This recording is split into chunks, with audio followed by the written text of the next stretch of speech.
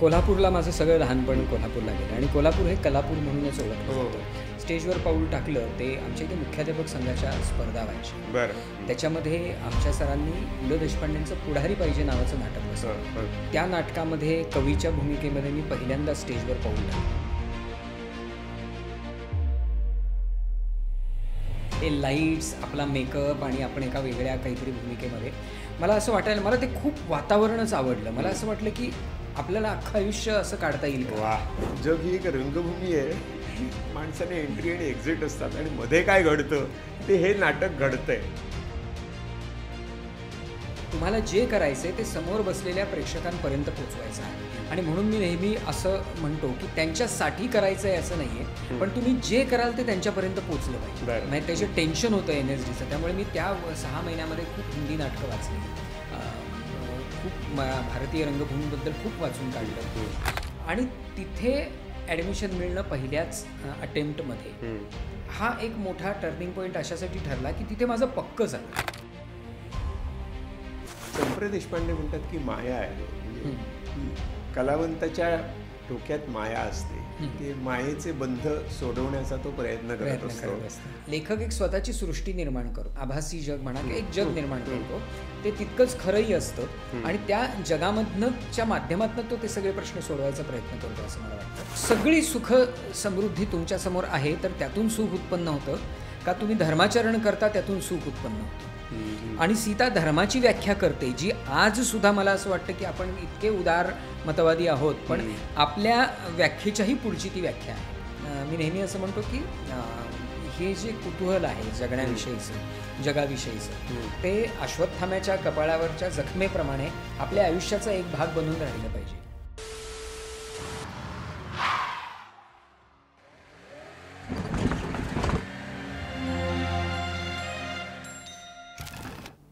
नमस्कार. संवेदन गुरुकुलच्या turning point या पॉडकास्टमध्ये आपल्या सगळ्यांचं मी स्वागत करतो. मी डॉक्टर राजेंद्र बर्वे. आपल्याकडे विविध विषयावरती पॉडकास्ट करणारे बरेच पाहुणे येत असतात, पण आजचे पाहुणे अगदी विशेषच आहेत.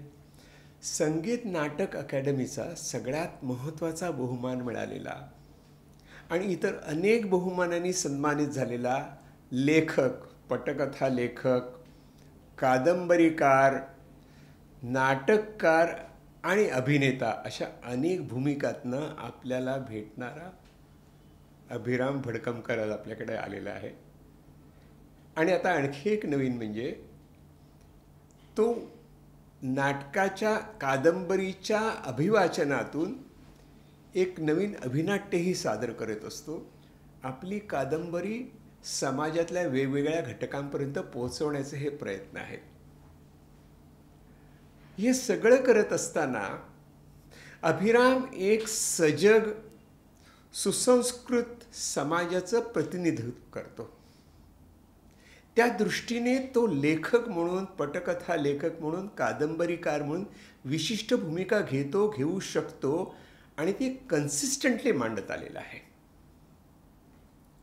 अभिरामचं कौतुक या दृष्टीने वाटतं की कोल्हापूरमधनं एकदम NSDमध्ये जाऊन मुंबईत येऊन स्वतःला प्रस्थापित करून वेगवेगळ्या विषयातलं लेखन करून सगळ्यांना आवडणारा असा अभिराम आज आपल्याबरोबर आहे.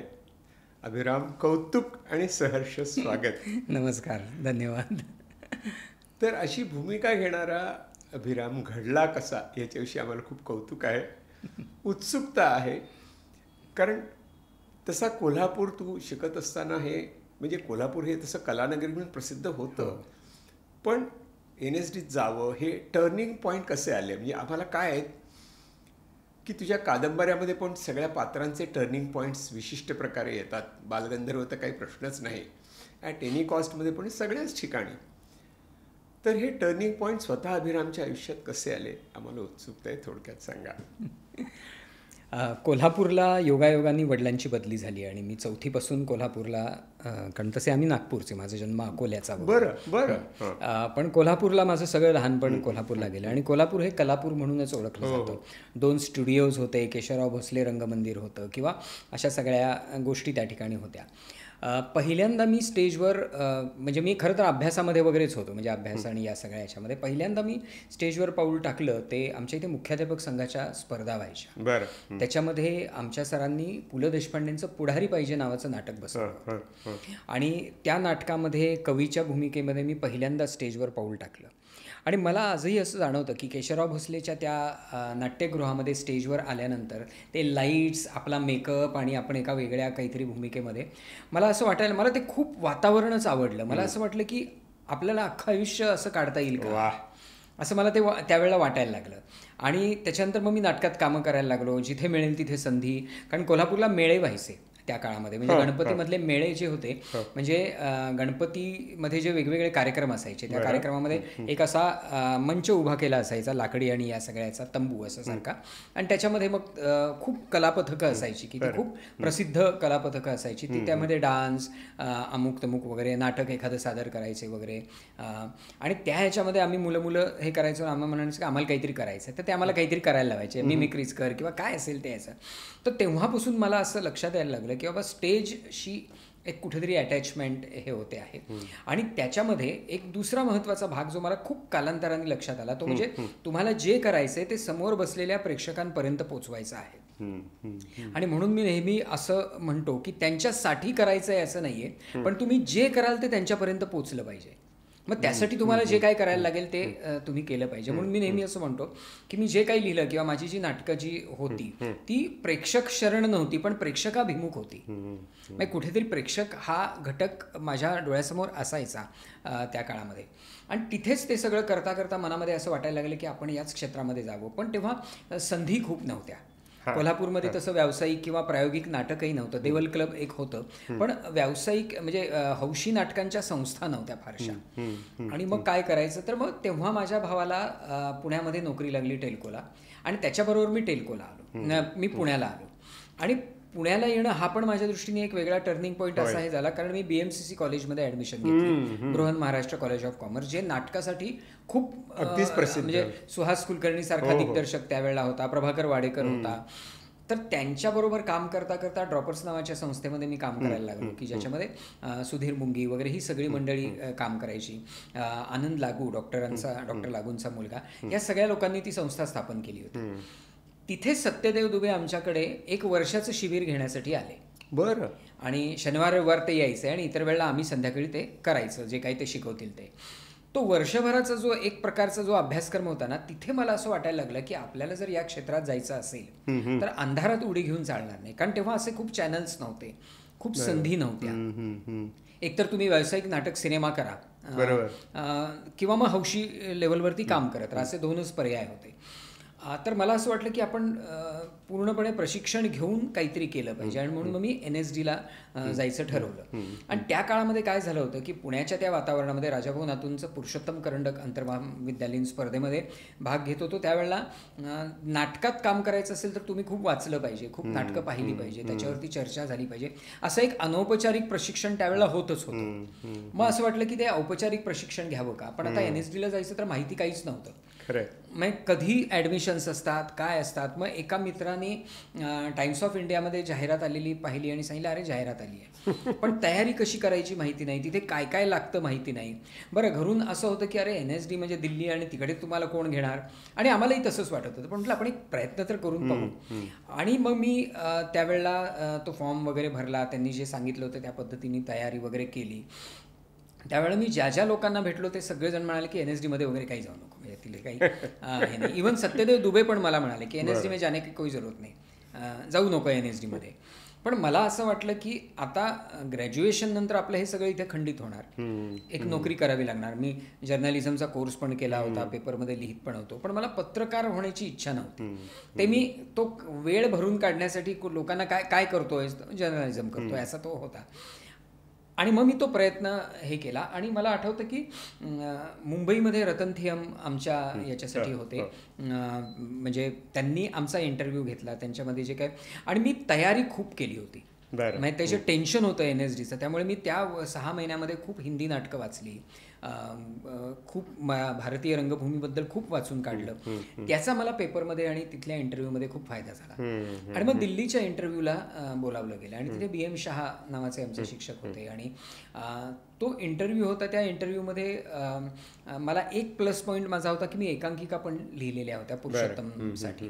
त्यामुळे ओव्हरऑल नाटकाकडे हा पाहतो, केवळ नट व्हायला आलेला नाही किंवा केवळ त्या आकर्षणातनं आलेला नाही असं कुठेतरी त्यांना वाटलं असेल. आणि मग ती जी काही प्रश्नोत्तर झाली किंवा ते जे काही सादरीकरण मी त्या ठिकाणी केलं आणि तिथे ॲडमिशन मिळणं पहिल्याच अटेम्प्टमध्ये हा एक मोठा टर्निंग पॉईंट अशासाठी ठरला की तिथे माझं पक्क झालं की आता आपण पुढे आयुष्यात काय करायचं, आता परतीचा रस्ता नाही.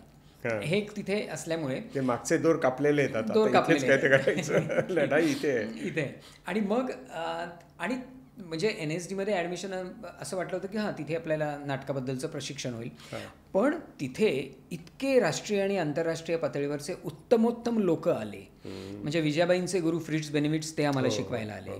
त्याच्यानंतर बॅरी जोन नावाचे हे होते, जोन क्लर्क सारखे, किंवा इव्हन BV कारंतांच्यासारखे, रामगोपाल बजाज, प्रसन्ना, म्हणजे ही सगळी त्या काळातली रंगभूमीवरची स्टॉलवर्ड्स म्हणजे गुरुमंडळी होती.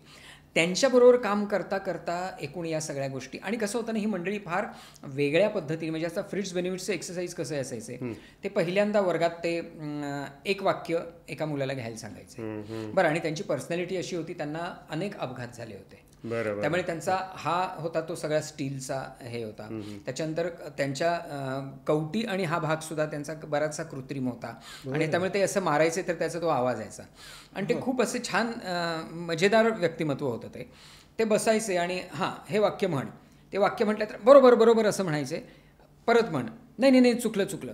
हे तासनतास चालायचं. त्या मुलाला कळायचंच नाही की आपण कधी बरोबर म्हटलं आणि कधी चुकीचं.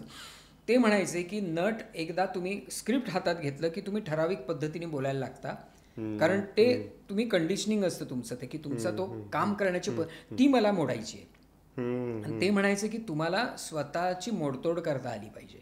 क्या बात आहे. हे फार अप्रतिम त्यांचं हे होतं की तुम्ही जोपर्यंत स्वतःला सतत तोडत मोडत नाही तोपर्यंत काही, नाहीतर मग तुम्ही छापाचे गणपती करत राहता, मग त्यातनं साच्याचे गणपती निर्माण होतील. तुम्हाला स्वतःला मोडणं तोडणं फार आवश्यक आहे. तर अशा पद्धतीचं आयुष्याकडे बघण्याचं सुद्धा एक बेसिक भान देणारी मंडळी त्या ठिकाणी आली. म्हणजे मला आठवतं की ह्यांना BV कारंतांना मी एकदा, म्हणजे आम्ही एक नाटक पाहायला गेलो होतो आणि अक्का महादेवींच्या आयुष्यावरचं ते नाटक होतं, संत. आणि तो कंपनी थिएटरचं कर्नाटकातल्या खेड्यातलं नाटक होतं आणि आम्ही NSDला सेकंड इयरला असल्यामुळे आम्हाला जरा शिंग वगैरे फुटली होती. त्यामुळे ते नाटक पाहताना आम्ही खूप हसलो, कारण ते एक पुठ्ठ्याचा हत्ती आला, त्याच्यानंतर वरती काही ट्यूब्स टांगल्या होत्या, त्याला भोको पाडून त्यांनी नळ केला, म्हणजे तिथनं पाणी येत होतं, किंवा पाऊस वगैरे असं, इतकं बेसिक आणि हे होतं. पण जेवताना कारंजी असं म्हणाले की हसना नाही, हर नाटक अपना बात करने का तरीका होता है.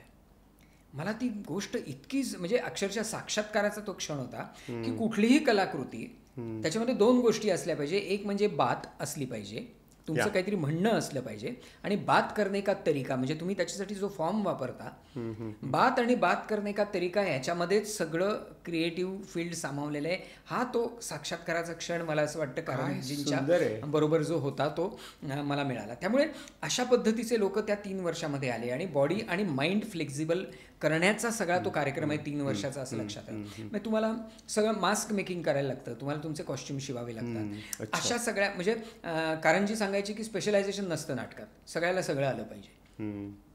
तर अशा पद्धतीचा तो, म्हणजे नाटकाकडे पाहण्याची माझी दृष्टी बदलली की किती पॉसिबिलिटीज आहेत. म्हणजे मला नाटक म्हणजे मराठी नाटक हौशी किंवा व्यावसायिक जे होतं तेवढंच माहीत होतं, पण अशाही पद्धतीने नाटक असू शकतं की इतक्या वेगवेगळ्या प्रकारच्या रंगमंचांवरती नाटक होऊ शकतं, रंगमंच नसेल अशा ठिकाणी नाटक होऊ शकतं. तर या ज्या काही शक्यता मला त्या काळामध्ये दिसल्या, त्या 3 वर्षाच्या काळामध्ये, त्यामुळे मी त्याला मोडतोडीची वर्षच म्हणतो की ती जे काही होती त्या ह्याच्यामध्ये.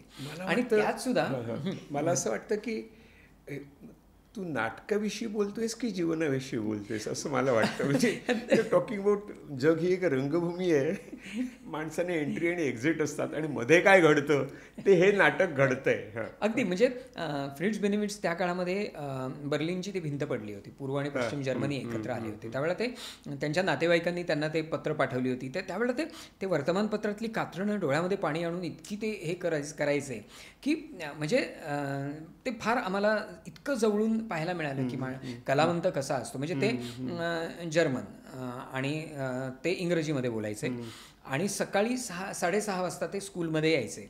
8ला स्कूल सुरू असायचं पण ते यायचे आणि तिथे सगळ्या कर्मचारी वर्ग ज्या बायका असायच्या, सफाई कर्मचारी त्या बसलेल्या असायच्या. त्यांचं झाडून बिडून झालेलं असायचं, त्या चहा पीत बसल्या तर हे त्यांच्यात जाऊन बसायचे आणि गप्पा मारायचे. तर मी त्यांना एकदा म्हटलं की त्यांना इंग्लिश येत नाही, तुम्हाला हिंदी नीट येत नाही. तर ते म्हणाले की अरे नाही, काय नाही, एक्सप्रेशन बोलतं माणसाचं, भाषा दुय्यम असते. मी काय म्हणतो ते त्यांना कळतं, त्या काय म्हणतात ते मला कळतं, तपशील कळत नसेल पण त्या भावना पोचतात. तर अशा पद्धतीची माणसं आयुष्यात येणं किंवा अनुराधा कपूरांच्या सारख्या एक शिक्षिका आम्हाला लाभल्या त्या काळामध्ये. तर अशा माणसांनी, उत्तरा भावकर होत्या आम्हाला शिकवायला. तर असं ते सगळं वातावरण होतं आणि त्यामुळे तो केवळ नाटकासाठी नाही तर आयुष्याकडे बघण्याचाच एक टर्निंग पॉईंट होता असं मला वाटतं.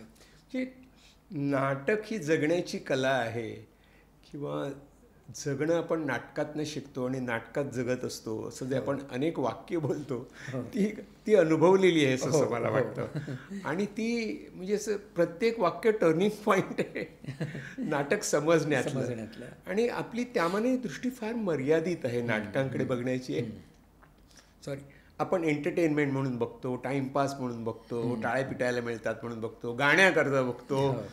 पण नाटक हे माझ्या जीवनाचं एक प्रतिबिंब आहे हे आपल्या पटकन लक्षात येत नाही, प्रेक्षकांच्या लक्षात येत नाही.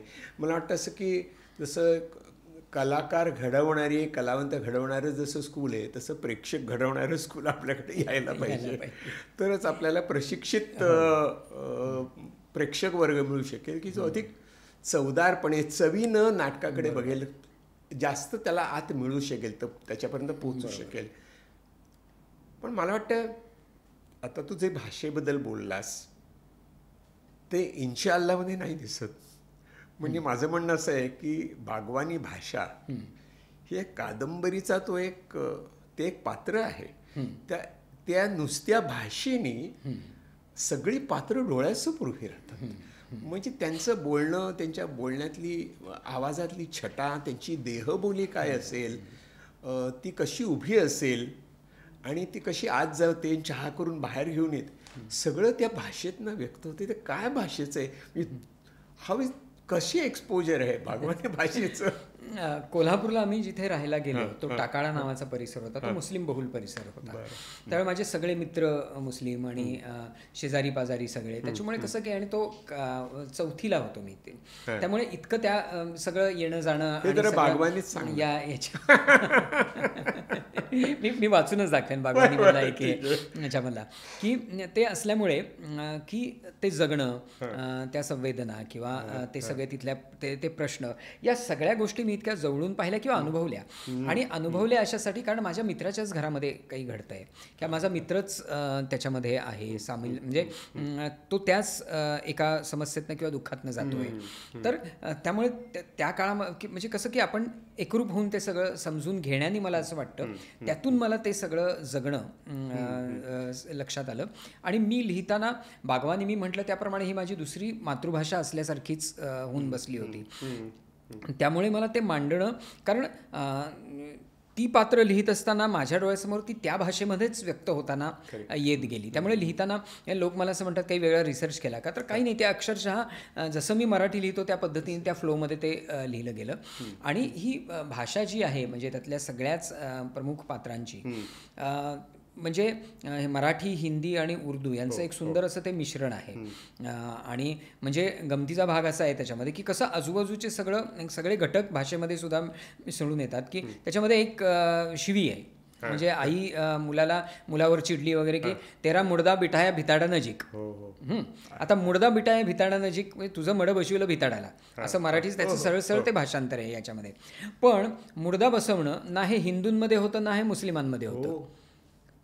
कोल्हापूरच्या एका कम्युनिटीमध्ये ते होतं, पण असे ते सगळे संदर्भबिंदू त्या भाषेला येऊन मिळालेले असतात. म्हणजे ईदला जी गाणी लागतात ते रमजान का ये महिना बडा बरकतों का है वगैरे अशी ती गाणी ज्याच्यामध्ये उर्दू शब्द. पण बायकांचं लग्नातलं लाडकं आवडतं गाणं म्हणजे नान्ने को नान्ने को नान्ने को मजे नाही जाने का नान्ने को, हेच असतं. त्यामुळे असं ते आजूबाजूच्या जगण्याशी इतकं एकरूप झालेलं सगळं जे आहे, त्यामुळे ते त्या भाषेमध्येच मांडणं अनिवार्य होतं. म्हणजे ते मराठी करून मला असं वाटतं ते खूप उपरं झालं, ती पात्र खूप कृत्रिम झाली असती असं मला वाटतं. त्याच्यामुळे ती भाषा बोलले नसते तर बोलले नसते तर त्यामुळे त्या भाषेतच त्यांनी बोलणं आणि व्यक्त होणं खूप आवश्यक होतं असं मला वाटतं. आणि मला असं वाटतं की ती भाषा त्या कथेला खूप पुढे घेऊन जाते.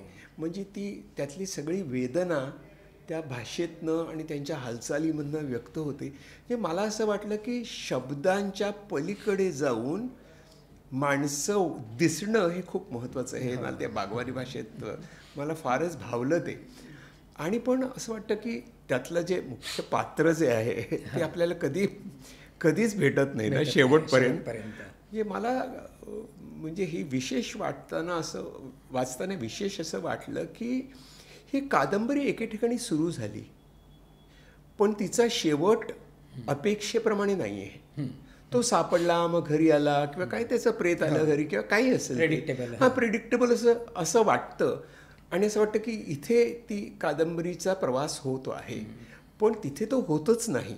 आणि असं वाटतं की ही कादंबरी इकडे संपली पण कादंबरी जीवन सुरू झालंय त्यांचं. म्हणजे ते अजून ती माणसं तिथे तशीच जगत आहेत असं मला वाटलं की कादंबरीचं खरं लक्षण असं मी काही काय क्रिटिक नाही आहे पण मला वाटतं की कादंबरीचं खरं लक्षण असं आहे की ते जीवनातला एक तुकडा आहे. सुरुवात कळते आपल्याला पण शेवट जीवनावरचं भाष्य करीत ते थांबतं. इथे का थांबलं तिथे का थांबलं कळत नाही. तशी ती कादंबरी थांबते. हे मला अतिशय भावलेली गोष्ट आहे त्या कादंबरीतली.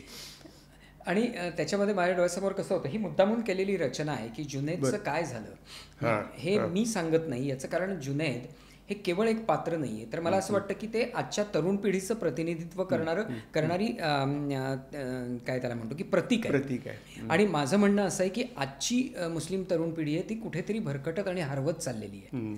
तो सापडणं की न सापडणं हे त्यातल्या जुल्फीच्या आणि रफिकच्या प्रयत्नांवर अवलंबून आहे.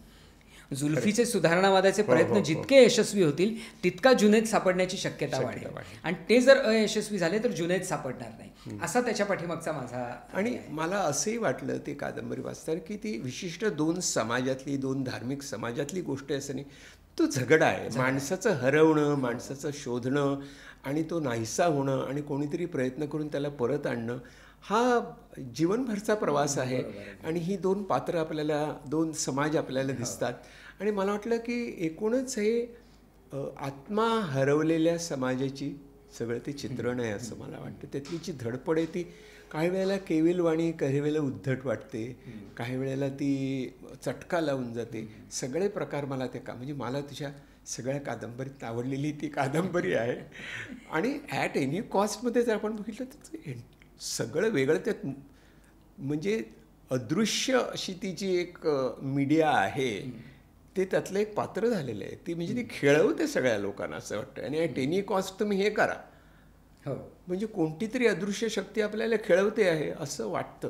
ते काय ते पण असंच अनुभवत नाही. कसं झालं की 2000 सालापर्यंत मी टेलिव्हिजन लिहित होतो आणि डेली सोप्स आल्यानंतर मी ते लिहिणं बंद केलं.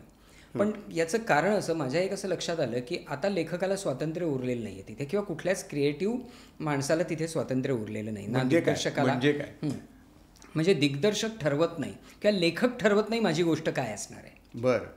त्याला सांगितलं जातं की गोष्ट अशी अशी गेली पाहिजे का तर आमची रिसर्च टीम असं सांगते. म्हणजे मी गमतीने असं म्हणायचं की तुम्हाला रायटर नको, तुम्हाला टाईपरायटर हवेत. तर हे जेव्हा जाणवायला लागलं मला की आणि जेव्हा मी सुरुवातीला 13 भागांच्या किंवा मर्यादित भागांच्या मालिका लिहायचो त्यावेळेला आग्रह असा असायचा की दुसऱ्या चॅनलवर जे चाललंय ते आम्हाला नको. आता कसं आहे की सगळेजण आंधळेपणाने एकमेकांचा हात धरून कुठेतरी चाललेले आहेत. हा जिकडे चाललाय तिकडेच मी जातो, तो जिकडे चाललाय तिकडेच मी जातो. ती असुरक्षितता आली आहे. याचं कारण असं की ग्लोबलायझेशननी आणलेली ही हे आहे म्हणजे Reality आहे. हो, ग्लोबलायझेशन नंतर मार्केट इतकं ओव्हरपॉवर करायला लागलं की मार्केट तुम्हाला सांगायला लागलं. आणि मार्केटचा कला साहित्यावरती झालेला जो परिणाम आहे तो परिणाम या कादंबरीतनं मला मांडायचा होता की आता निर्णय सृजनशील माणसं घेणार नाही तर आता मार्केट त्यांना सांगणार आहे. आणि त्यामुळे मिडिओक्रिटी कायमच होती जगामध्ये, पण मिडिओक्रिटीचं इतकं हिरिरीनी समर्थन हे या माध्यमामध्ये होतं. कौन देखताय म्हणजे एखादं अरे मागच्या एपिसोडमध्ये हा असं म्हणाला होता, आता हे कौन देखताय होत ना चलताय, हे जे आहे हे कलेच्या क्षेत्रामध्ये साहित्याच्या क्षेत्रामध्ये यानंतर यायला लागलं. आणि म्हणजे मार्केट इतकं महत्त्वाचं झालं की तुम्ही नुसतं चांगले कलावंत असून उपयोग नाही, तुम्हाला तुमच्या कलेचं बोट धरून ती मार्केटमध्ये उजवता आली पाहिजे. हे जे होतं ते थोडं त्रासदायक होत होतं आणि मला असं वाटलं की ते कुठेतरी मांडावं आणि त्यातून ॲट एनी कॉस्टचा हे झालं आणि तिथून मी ते लिहायला सुरुवात केली. त्याचं शेवट पण असं आहे की आता हे म्हणजे दोन्ही कादंबऱ्यातलं आपलं सूत्र असेल की हे आता चालणारे हे काही थांबणारी गोष्ट नाही. तिथे परत त्या एका मुलाचा जन्म झाला आणि परत नवीन एक काहीतरी तसंच भीषण गोष्ट सुरू झाली. हो, मॅडनेस कंटिन्यूज असं आणि there is no method in this madness असं वाटतं. आता सीता हे एंटायरली म्हणजे मला असं वाटतं की कोविडच्या काळामध्ये अनेक लेखकांवरती चित्रपट लेखनावर काही गोष्टी तर बंदच पडल्या. म्हणजे अतिशय दुर्दैवी अशी घटना होती. त्याच्यामध्ये एकटेपणा हा माझ्या मते घरात 4 माणसं असली तरी प्रत्येक माणूस एकटा होता असंच वाटलं मला की एकमेकांशी आपण गप्पा मारत होतो पण आतून आपण एकटे होतो. आणि तुझं ते एकटेपण कसं काय तू निभावलंस, सीतेबरोबर होतं की कसं? नाही, काय झालं की लॉकडाऊनच्या काळामध्ये सुरुवातीला सगळं म्हणजे एकदा आता हे कधी संपतंय माहीत नाही, अनिश्चितता एकदा सुरू झाली आणि मग झालं असं की मी घरामध्ये कधीतरी वाचायचं आहे असं म्हणून आणून ठेवलेली पुस्तकं घेतली की ती वाचायला सुरुवात केली की ज्यांना कधी हातच लागला नव्हता पण 10-15 वर्षापूर्वी घेऊन ठेवली होती. आणि मग मला असं वाटलं की आपण महाभारत वाचलं किंवा वेद उपनिषद वगैरे यांना मग त्यांचा अभ्यास म्हणता येणार नाही पण डोळ्याखालून आपण ते घातलं, पण आपण रामायण वाचलेलं नाही आहे. आणि माझ्याकडे वाल्मिकी रामायणाचे 4 खंड होते आणि म्हटलं की आता आपण वाल्मिकी रामायण वाचून काढूयात की नेमकं काय. कारण रामायण आपल्याला माहीतच आहे ना की म्हणजे गदी माणसं आहेत, साकेत यांचं मैत्री शरणगुप्तांचं सगळंच आपल्याला, त्यामुळे त्यात नवीन काय. पण मी वाचायला सुरुवात केली नाही, माझ्या असं लक्षात आलं की वाल्मिकी रामायणामधल्या अनेक गोष्टी ज्या नाहीत त्या रूढ झाल्या. त्यातली एक म्हणजे लक्ष्मण रेषा. वाल्मिकी रामायण लक्ष्मण रेषा नाही. वाल्मिकी रामायणामध्ये सीता ही चोळीचा हट्ट धरत नाही. आणि मग ते इंटरेस्टिंग वाटायला लागलं आणि ते वाचता वाचता माझ्या आता अचानक लक्षात आलं की रामरक्षेमध्ये सीता हा शक्ती असा एक शब्द आलेला आहे. तो काय आहे तर तो मला तिथे दिसला. म्हणजे वाल्मिकी रामायणाच्या पानापानामध्ये दडलेली सीता जेव्हा मला दिसायला लागली ना की ती अत्यंत, तिला जनकाने राजनीतीचं प्रशिक्षण दिलेलं आहे, ती उत्तम शिकलेली आहे, तिला वेद आणि या सगळ्याचा व्यासंग आहे, ती चर्चा करते. म्हणजे दंडकारण्यामध्ये रामाचा आणि ती सीतेचा संवाद आहे वाल्मिकी रामायणामध्ये, जो दुर्गाबाई भागवतांनी पण ज्याचा उल्लेख केलेला आहे की धर्मात सुखम का सुखात सुखम, की सगळी सुख समृद्धी तुमच्यासमोर आहे तर त्यातून सुख उत्पन्न होतं का तुम्ही धर्माचरण करता त्यातून सुख उत्पन्न होतं. आणि सीता धर्माची व्याख्या करते जी आज सुद्धा मला असं वाटतं की आपण इतके उदार मतवादी आहोत पण आपल्या व्याख्येच्याही पुढची ती व्याख्या आहे.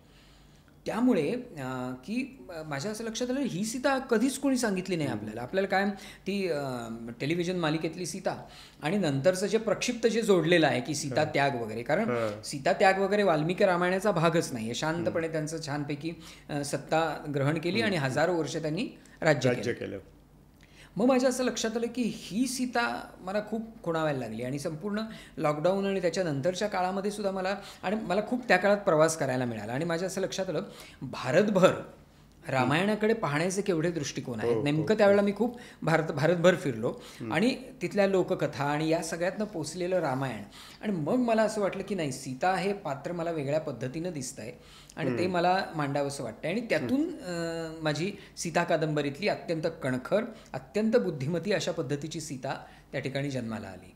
आम्हाला अपरिचित असलेली अशी सीता एक अबला आहे. सीता फक्त जिथे राघव तेथे सीता, या पलीकडे आम्हाला सीता उमजलेली नव्हती. सीतेने प्रत्येक निर्णय स्वतः घेतलेला आहे आपल्या आयुष्यातला. वनवासाला जाणं हे तिला नव्हतं कंपल्सरी, वनवासाला मी रामाबरोबर जाणार हा निर्णय तिने घेतला होता. कैकेयीने तर सीता महाल म्हणजे जानकी महाल सुद्धा बांधून ठेवला होता अयोध्येमध्ये तिच्यासाठी. पण ती म्हणाली की नाही. अनेक म्हणजे अशोक वाटिकेमध्ये अशोक वनामध्ये असताना हनुमंत त्या ठिकाणी पोहोचल्यावर तो म्हणाला की मी मुलासारखा आहे, मी तुला उंजळीत घेतो आणि परत घेऊन जातो, मी तुझा मुलगाच असल्यामुळे परपुरुषाचा स्पर्श वगैरे गोष्टीच येत नाही. ती म्हणाली नाही. मग खरं तर ती म्हणाली असती की चल एका मिनिटात प्रश्न सुटला. म्हणाली नाही, रामाला राज्य करायचंय, प्रजेसमोर त्याची इमेज प्रतिमा महत्वाची आहे, त्यांनी येऊन मला म्हणजे ही कुठली अबला आहे. ती जर अबला असती तर रडत रडतच ती त्याच्याबरोबर निघून गेली असती. त्यामुळे अशा पद्धतीची सीता मांडणं मला खूप महत्त्वाचं वाटलं आणि ती सीता मी त्या ठिकाणी मांडली. आणि मला या गोष्टीचा आनंद आहे की आपण ज्या मातीत जन्माला आलो, ज्या संस्कृतीत जन्माला आलो, ती संस्कृती आपल्याला आपला धर्मग्रंथ याला रिव्हिजिट करायची परवानगी देते, इंटरप्रिटेशन करायची परवानगी देते की ही दगडावरची रेष नाही. त्यामुळे लोक म्हणतात की शेकडो रामायण आहेत, त्यातलं कुठलं खरं. तर माझं म्हणणं असं की तुला जे रिलेट होतं ते रामायण तुझ्या दृष्टीने खरं, हे म्हणायची मुभा आपल्याकडे आहे. त्यामुळे त्या संपूर्ण कादंबरीचा फॉर्म असा आहे की वाल्मिकी सीतेचं हे लिहित आहेत आणि आज ज्या सीतेचं स्वरूप आहे ते पाहिल्यानंतर वाल्मिकींना आश्चर्य वाटतं. ते म्हणतात की हे मी लिहिलेलंच नाहीये. त्यावेळेला नारद मुनी त्यांना असं सांगतात की तू फक्त एक ग्रंथ लिहिलेला नाही आहेस, आता तो ग्रंथ लोकांच्या जगण्याची मोजपट्टी होऊन बसलाय. त्यांनी काही मापदंड निर्माण केलेत. हे भाग्य कुणाच्या हातात येतं. त्यामुळे आता हा तुझा ग्रंथ नाही, तो आता लोकार्पण झालेला आहे. लोक आता त्याला ज्या ठिकाणी न्यायचं त्या ठिकाणी नेतील. हा जो सगळा भाग आहे. आणि काय ना, त्या काळामध्ये एकतर सीतेचं आयुष्य पाहिल्यानंतर मला हाही प्रश्न की जे खरंच लेखकांना कायम पडत राहतात किंवा कुठल्याही माणसाला पडतात की नियती की कर्म. म्हणजे सीतेला जेव्हा ती जनकाला सापडली ते काही तिचं कर्म नव्हतं, ती तिची नियती होती की तिला प्राणदान मिळालं.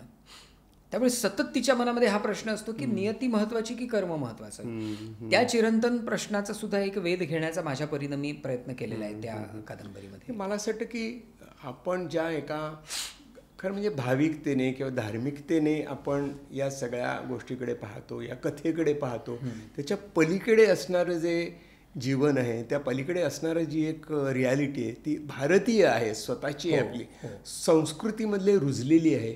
अशी आपल्याला व्यक्ती शोधायच्या आहेत, अशी आपल्याला एक अत्यंत महत्त्वाची व्यक्ती. म्हणजे आता लोक लिहित आहेत पण ते थोडंसं रोमॅन्टिसाइज्ड आहे असं मला वाटतं. पण हे इथे सीतेचं एक खरं रूप आपल्याला म्हणजे अनेक 500 रामायण आहेत असं म्हणतात, त्यातलं एक 501 रामायण अभिराम भडगावकरांच्या नावाने. पण त्यातले ते संवाद आहेत ना, ते मला खूप छान वाटतात. ते जरा थोडे ऐकवावेच असं मला वाटतं. तू आणि मग ती बागवानी भाषा पण ती उत्सुक आहे ऐकायला, कारण ऐकलेली नाहीये.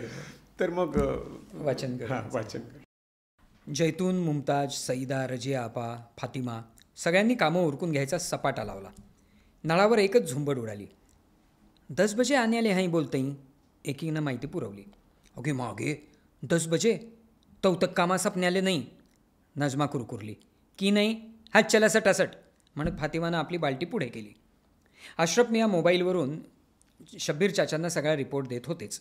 त्यांना माहीत होतं 10 बजे बोलेंगे तब 11 बजे आएंगे लोगा. पण आपण तयार राहायला हवं ना. त्यांनी मुमताजचा शोहर उस्मानला हाक मारली. सुन उस्मान, अस्सलाम वालेकुम चाचा म्हणत तो उभा राहिला. तारवटलेले डोळे, नजरेत निर्लज्ज निठल्लेपणा. क्या है चाचा आज, त्यानं जांभई देत विचारलं. तुमको पताच नाही. हां, चाचांनी नाही म्हटलं तरी जरा रागच आला. मशिदीच्या पाण्याची टाकी बसवली गेली आहे, समोर सडक बनते, त्याचं उद्घाटन असल्याचं त्यांनी सांगितलं. आज बसायची जागा पण शोधावी लागणार. या विचारानं उस्मानचं तोंड कडवट झालं.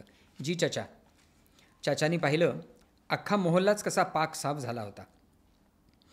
चाचा चाबी देव, बर्तन निकालने का है. मग बरोबरच्या लोकांना त्याने मदरशात जायचा इशारा केला. अशरफ, बर्तन भी पुराने हो गए हैं, लोग भी बढ़ रहे हैं, एक डेचकी में होता नहीं सबका खाना अब. पैसा आएगा तभीच लाएंगे ना, अब ये टंकी का हुया वहीच बडा है, त्यांनी सांगितलं. चाचांनाही ते पटलं. शब्बीर जरा तापट असला तरी त्यानंच मशिदीच्या दुरुस्तीत लक्ष घातलं होतं. त्यांनी मदरशातल्या सामानाच्या खोलीची किल्ली दिली. मोठमोठी भांडी, डेचक्या त्या माणसांच्या डोक्यावरनं जाऊ लागल्या. हसन रसूल, आमदार, विधान परिषद गाडीत बसले आणि त्यांनी ड्रायव्हरला मोहल्ल्याकडे निघायचा इशारा केला. हिरव्या रंगाचा कुर्ता आणि पांढरी सुरवार. तिथे पोचल्यावर डोक्यावर चढवायला म्हणून टोपीही सोबत घेतली होती. पण त्यांचा खरा लाडका पोशाख म्हणजे 3 पीस सूट. लंडनला शिकायला असताना लागलेली गोडी आजही टिकून होती. पण इथे आल्यावर कार्यकर्ता ते विधान परिषद या प्रवासात हा कुर्ता अंगाला चिकटला तो कायमचाच. हे क्षेत्रही तसं अंगाला चिकटलेल्यासारखंच होतं. त्यांच्या मनात छान वकिली किंवा प्राध्यापकी करायची होती. पण पिताजी स्वातंत्र्य सैनिक, पंडितजी त्यांना नावानं ओळखायचे. चलेजावच्या आंदोलनात लाठ्या खाल्लेल्या. त्याच्या लंडनमध्ये शिकलेल्या उच्च विद्याविभूषित मुलावर पक्षानं हक्क सांगणं जायजच होतं. हसन रसूलनं आता कुर्त्याची सवय झाली होती आणि वेळ प्रसंग पाहून बाहेर काढायला घडी करून खिशात ठेवलेल्या टोपीचीही. अमात्य महाराज रावण यांना साक्षात महादेवानं वर दिल्याचं कानावर आलं असेलच. लंकेश्वरांना आता देवदानवापासून मृत्यूचं भय नाही, छद्ममूर्तींनी म्हटलं. आणि आता त्यांना पृथ्वी पादाक्रांत करण्याची मनीषा बाळगणं स्वाभाविकच आहे, नाही का जनककन्ये? विकट कीर्तींनी जानकीलाही संभाषणात ओढलं. तिला हे अमान्य असायचं कारणच नाही अशी त्यांची खात्री होती. पण जानकीनं प्रतिप्रश्न केला, काय होईल पृथ्वी पादाक्रांत करून? तिच्यावर अधिराज्य म्हणजे काय? तिचं पृथ्वीभोवती फिरणं थांबवता येईल की नद्यांच्या जागी पर्वत आणि पर्वतांच्या जागी समुद्र अशी मनाजोगती रचना करता येईल? जानकीनं जणू त्यांच्या क्षुद्रत्वाचीच जाणीव करून दिली. तरी काहीसं सावरत ते म्हणाले, थट्टा विनोदाचं अंग चांगलं आहे, क्षमा असावी. पण हे हास्यास्पदच नाही का? मानवानं. जानकी पुढे काही बोलणार इतक्यात छद्ममूर्तींनी तिला मध्येच तोडलं. लंकाधिपती केवळ मानव नाहीत वत्से, विप्र आणि राक्षसकुलाच्या मिश्रणातून उत्पन्न झालेत. मानवी दुर्बलतेच्या मोजपट्ट्या त्यांना लागत नाहीत. आणि ही एक पहिली पायरी असेल. रावण राजांना त्रैलोक्यावर अधिसत्ता हवी आहे आणि त्यामागे एक विचार आहे. स्वर्गलोकाचं पृथ्वी लोकावरचं नियंत्रण अन्यायकारक आहे, त्यात शोषण आहे, फसवणूक आहे, ते आपल्याला हीन समजतात. आणि ही काळाची आवश्यकता आहे. आप, तेज, वायू, जल, आकाश या पंचमहाभूतांचं नियंत्रण, पोषण आणि स्वामित्व स्वर्गलोकाकडे आहे. असं का? विद्वज्जन हो, ते स्वामित्व नाही, दायित्व आहे. जानकीनं विनम्रतेनं म्हटलं. ऋतुचक्राच्या नियमिततेचं दायित्व, एक व्यवस्था आहे त्यामागे, केवळ रचना आहे. प्रत्येकाचं योगदान ठरलेलं आहे या व्यवस्थेत. व्यवस्थाच बदलणं भाग आहे, मुक्ततेचा संग्राम आहे हा, छद्ममूर्ती करारीपणानं उद्गारले. आणि ते सामर्थ्य फक्त आमच्या रावण महाराजांकडे आहे. जानकीनं त्यांच्याकडे पाहिलं आणि म्हणाली, सृष्टीतल्या एका घटकाला दुसऱ्याविरुद्ध उभं करायचं आणि त्या संघर्षाला मुक्ततेचं नाव द्यायचं. आणि रचना बदलण्याची कल्पना मोहक भासते, पण वैकल्पिक रचनेचं काय? ती असते आहे की केवळ शासक बदलणार? आणि गेल्या काही काळात आपण जिंकलेल्या राज्यांमध्येच काय, पण लंकानगरीत तरी कसली व्यवस्था निर्माण केली आहे? तिथून येणारे पांथस्थ सांगतात, लंकेत सर्व यज्ञ बंद केले आहेत. महाराज रावण स्वतः प्रकांड पंडित असताना वेधशाळेचं रूपांतर मदिरालयात केलं गेलं आहे. तिथले अध्यापक एकतर पलायन तरी करत आहेत किंवा लंकावासियांचं भोजन तरी होत आहेत. ही रचना असा अराजक अपेक्षित आहे आपल्याला? हे बघ, यज्ञ आणि वेद हे अवडंबर आहे सारं. यम नियमांची आणि नैतिकतेची, नीतिमत्तेची बंधनं का पाळायची? तर देवलोकाला प्रसन्न करून घेण्यासाठी? कशासाठी उपास, तपास, कष्ट, संयम? कशासाठी? अधिकाधिक उपभोगातला आनंद हेच जीवनाचं अंतिम उद्दिष्ट असतं. हेच, फक्त हेच. आनंद त्यागातही असतो. समाजासाठी, कुटुंबासाठी, कधीकधी रक्ताच्या नात्या गोत्यांपलीकडच्यांसाठीही काही करण्यात, काही देण्यात प्रसन्नता असते. समाज. छद्ममूर्तींच्या स्वरात कुत्सितपणा डोकावला. जो ज्या व्यक्तींनी बनतो त्या व्यक्तींच्याच आशा आकांक्षांना पायाखाली चिरडण्यात काय?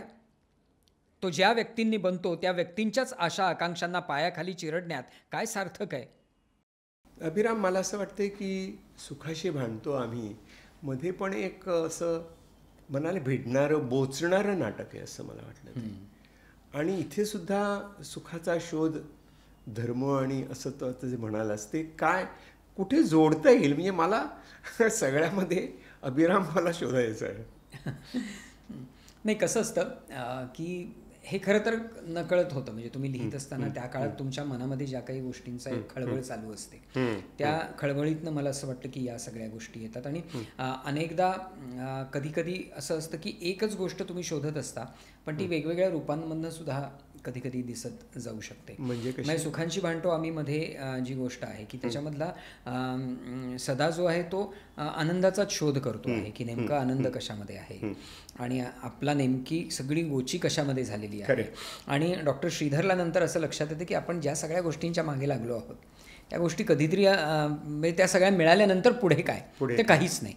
मग त्या मानाने सदाला जे मिळालेलं आहे ते शाश्वत आहे. तर अशा वेगवेगळ्या जे म्हणजे ॲट एनी कॉस्टमध्ये सुद्धा तेच आहे की विकास आणि संयुक्ता जे मिळवायला गेलेले आहेत की शेवटी धनाला ते मिळतं आणि त्याच्या असं लक्षात येतं की काहीच याला काही अर्थ नाही. असा तो एक मला असं वाटतं की तो धागा अनेक धागे वेगवेगळ्या ठिकाणी आपल्याला दिसत जातात. आणि हे धागे तुझ्या मनात विणलेले होते ते तू सोडवतोयस वेगळ्या प्रकारे असं वाटतं. असं होतं की म्हणजे ते म्हणजे जसं असं जग आणि जगणं समजून घेण्याचा जो खेळ आहे त्या खेळातला हा लेखन हा एक भाग असतो की काय असं वाटायला लागतं की म्हणजे आपणच आपल्यासमोर काही प्रश्न उभे करायचे पण ते आपले म्हणून न उभे करता वेगवेगळ्या पात्रांच्या माध्यमातून ते उभे राहतात आणि मग ती पात्र आपापल्या कक्षेमध्ये फिरायला लागतात, आपापल्या पद्धतीने हे करायला लागतात, ते काही प्रश्न घेऊन येतात आणि मग त्या प्रश्नांना तुम्ही सामोरे जातात. असा तो सगळा एक खेळ असतो असं मला वाटतं. चंप्र देशपांडे म्हणतात की माया आहे म्हणजे कलावंताच्या डोक्यात माया असते, ते मायेचे बंध सोडवण्याचा तो प्रयत्न करत असतो आणि त्यातनं जी कलाकृती निर्माण होते ते सत्याचं शोधन आहे असं वाटतं. म्हणजे असं त्यांनी म्हटलंय. नाही, निश्चित मला असं वाटतं ना की म्हणजे सत्याचा शोध वगैरे या खूप जरी मोठ्या गोष्टी वाटत असल्या किंवा शब्द मोठे वाटत असले तरी मला असं वाटतं ना की आजूबाजूचं सगळं जे जग आहे किंवा फक्त कंटेम्पररी नव्हे तर याच्या आधीचं काय आणि या सगळ्या याच्यातनं जी एक खळबळ, अस्वस्थता या कुतूहल जन्माला येतं ते कुतूहल मला असं वाटतं तुम्हाला लिहायला प्रवृत्त करतं की त्यालाच माया म्हणावं आपण. म्हणजे मला ही माया आहे हे समजलं. मला काय वाटतं की हे करताना लेखक एक स्वतःची सृष्टी निर्माण करतो, स्वतःचं जग एक आभासी जग म्हणा की एक जग निर्माण करतो. ते तितकंच खरंही असतं आणि त्या जगामधनच्या माध्यमातून तो ते सगळे प्रश्न सोडवायचा प्रयत्न करतो असं मला वाटतं. ते प्रश्न सुटत नाहीत, कदाचित तात्पुरतं त्याला असं वाटतं की अरे हे काहीतरी आपल्याला सापडलं आणि नंतर परत त्याला असं वाटायला लागतं की नाही अरे शोध अजून बाकी आहे. आणि म्हणून जे कुलकर्णींचे पात्र जशी नियतीवादाचा एक शोध घेत राहतात कायमच, तसं मला असं वाटतं की ते लेखकाचं होतं. पण मला असं वाटलं की मी जेव्हा चंपरची मुलाखत तूच घेतली होतीस ती ऐकली तेव्हा मला असं वाटलं की हे कलेचं क्षेत्र अशा प्रकारे ऑपरेट करतं असं पण होऊया, हे खूप जीवनाशी पण जोडलेलं आहे. मला पण वाटतं की मला दिसणारी माया काय आहे, मला दिसते ती माया आहे का, की मला दिसणारी माणसं, माझ्याकडे तर अशी माणसं येतात की जी त्या मायेत कम्प्लिटली हरवलेली असतात. त्यामुळे त्यांना मायेचं स्वरूप समजावून सांगणं हे एक मोठं आव्हान असतं आणि ते एक रिअलायझेशन असतं की आम्ही म्हणतो की रे तुला भीती वाटते पण तुझी भीती हे मृगजळ आहे. तू मला विचारतोस त्या मृगजळात त्या पाण्यात मी कसं आणू पाणी, लोटा घेऊन जाऊ की बादली घेऊन जाऊ, तर म्हणतो की पाणीच नाही आहे तिकडे. तर हे जे ही जी फसवणूक आपली होते त्या फसवणुकीतनं ही सगळी कला निर्माण झाली. मला असं वाटतं की ग्रीक लेखक एक आहे, त्याच्या लिखाणाला कॉम्प्लिमेंट देताना असं म्हटलं जातं की मिनॅन्डर नावाचा, की ओ मिनॅन्डर ओ life whom of you imitate the other. इतकं ते हे आहे की म्हणजे जगणं कुठे सुरू होतं आणि कलाकृती कुठे सुरू होते हे नंतर करणाऱ्यालाच कळत नाही की ते इतकं एकमेकांमध्ये सामावलेलं असतं, जे सीतेमध्ये नारद आणि वाल्मिकी यांच्या संवादामध्ये दिसून येतं. म्हणजे नारद मुनींनी वाल्मिकींना सांगितलं की जप कर तू, आणि ते म्हणतात की मी जप करतो पण माझं मन नाही लागत. मग काय होतं, तो म्हणतं की माझं, तर नारद असं त्याला म्हणतात की पण असं वाटत नाही की तू अस्वस्थ आहेस. म्हणजे तो म्हणतो की म्हणजे वाल्मिकी असं म्हणतात की माझ्या डोळ्यासमोर काही प्रतिमा दिसतात, मी पाहिलेले न पाहिलेले चेहरे दिसतात, माझ्या आयुष्यात आलेल्या काही माणसांचे चेहरे मला दिसतात, काही चेहरे मला मी न पाहिलेले दिसतात आणि त्यांचा एक खेळ समोर सुरू होतो आणि मी तो तासनतास पाहत राहतो.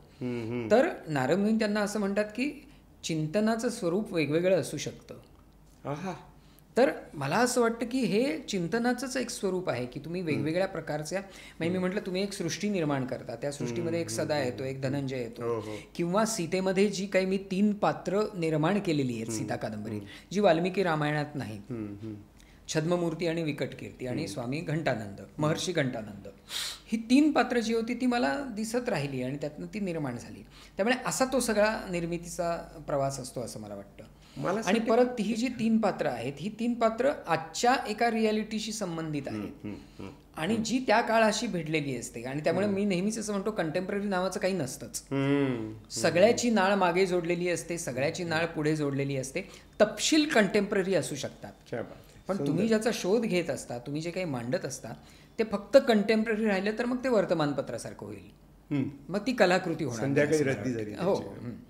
पण मला असं वाटतं की ह्याचं प्रत्यंतर मला सारखं बालगंधर्वांची आठवण येते की त्याच्यामध्ये पण ती एक म्हणजे ते खरं म्हणजे त्या एक हिरोची ती मिथ आहे.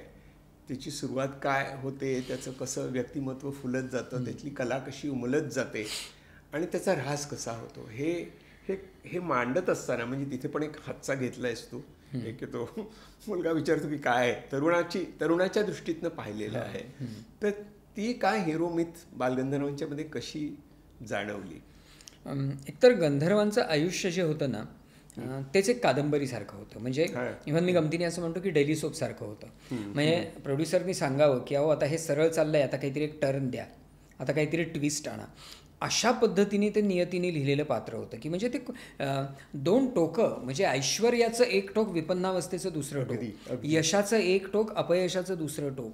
त्यामुळे अशा वेगवेगळ्या म्हणजे मी तो एक प्रसंग त्याच्यामध्ये लिहिलेला आहे की पहिल्यांदा त्यांचे शेजारी पत्रिका मांडतात आणि त्यांना कळत नाही आपण एका माणसाची पत्रिका पाहतोय की अनेक माणसांच्या या पत्रिका आहेत. ते म्हणतात मनातल्या मनामध्ये की एका माणसाच्या आयुष्यामध्ये हे सगळं कसं घडू शकेल, पण ते वडिलांना ते सगळ्या गोष्टी सांगत नाहीत.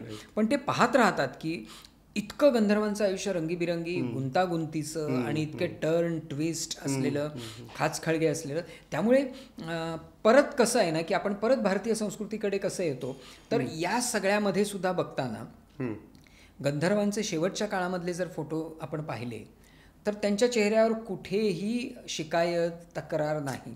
बघा आम्ही एवढं रंगभूमीसाठी गेलो, आता आमच्या, ते स्थितप्रज्ञासारखं त्या सगळ्याला सामोरे गेले. त्यामुळे नायक हा जो असतो तो आपल्या सगळ्या आयुष्यातल्या चढ उतारांना कडे स्थितप्रज्ञतेने बघत असतो, धीरोदात्तपणे सामोरं जात असतो.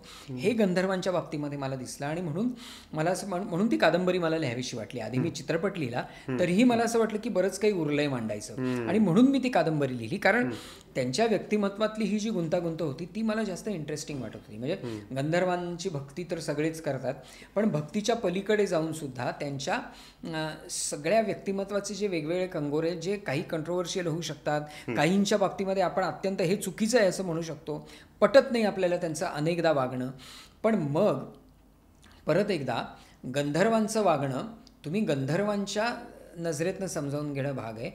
जे सीता घंटानंदांना सांगते की लक्ष्मणाचं आणि उर्मिलेचं वागणं तुम्ही त्यांच्यावर तुमच्या अपेक्षा लादू नका, तुम्ही त्यांच्या दृष्टिकोनातनं पहा.